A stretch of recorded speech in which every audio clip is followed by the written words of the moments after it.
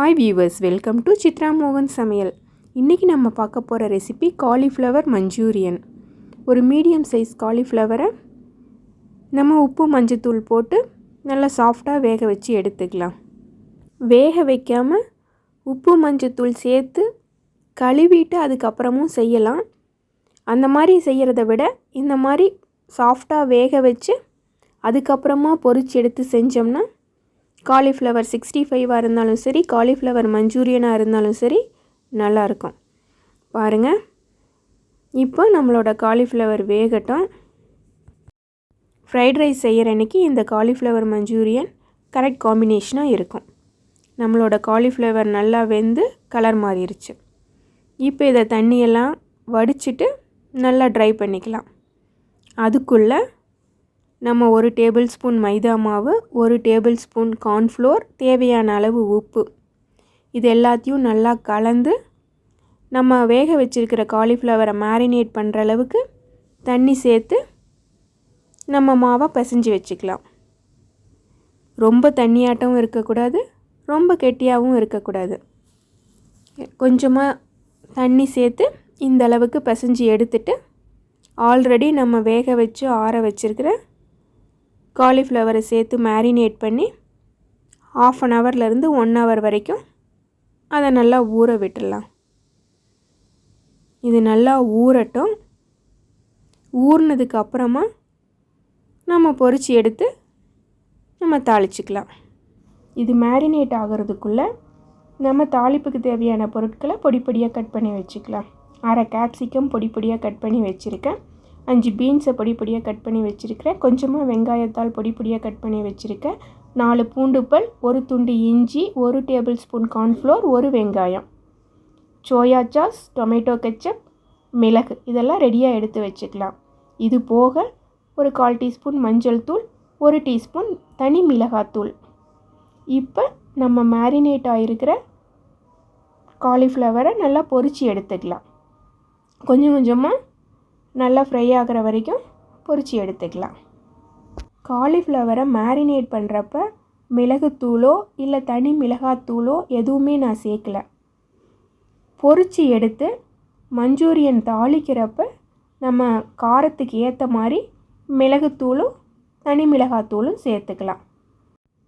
பாருங்கள், நம்ம காலிஃப்ளவர் நல்லா ஃப்ரை ஆயிடுச்சு. இதே மாதிரி நம்ம மேரினேட் பண்ணி வச்சுருக்கிற எல்லா காலிஃப்ளவரையும் நல்லா பொரிச்சு எடுத்துக்கலாம். எல்லாத்தையுமே நம்ம பொரிச்சு எடுத்ததுக்கு அப்புறமா தாளிச்சிக்கலாம். தாளிப்புக்கு கொஞ்சமாக எண்ணெய் ஊற்றிருக்கேன். அதில் நம்ம எடுத்து வச்சுருக்கிற பூண்டு, இஞ்சி, நான் ஃப்ரைட் ரைஸ் தாளிக்கிறப்போ எப்படி ஹையில் வைப்போமோ அதே மாதிரி ஹையில் வச்சு இல்லைனா மீடியம் ஹையில் வச்சு நல்லா டக்குன்னு ஃப்ரை பண்ணி எடுத்துக்கலாம்.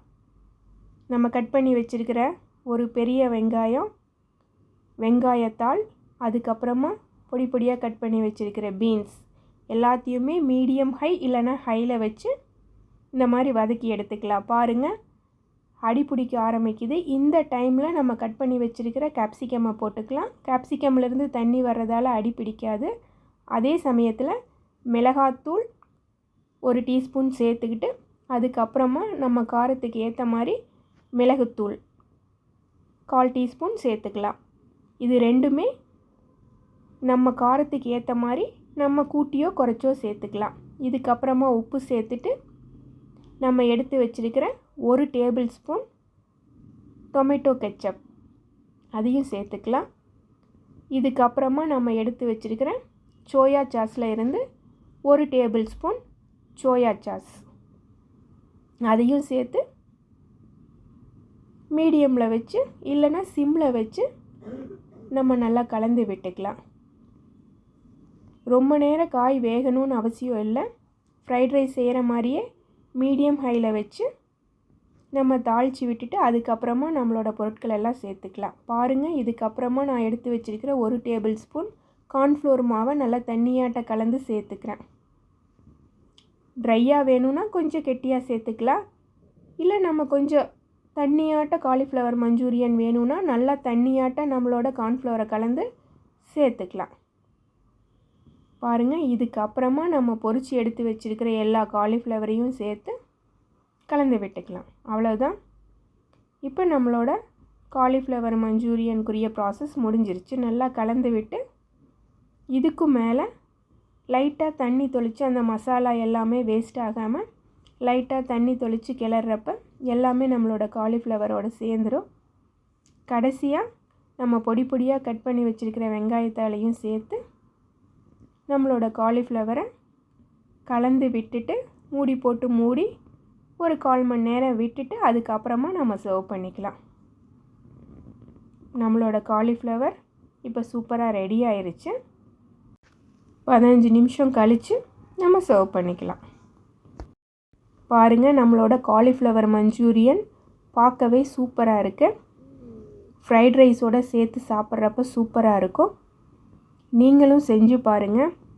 மறக்காமல் சித்ரா மோகன் சமையல் சேனலை லைக் பண்ணி ஷேர் பண்ணி சப்ஸ்கிரைப் பண்ணுங்கள். தேங்க்யூ.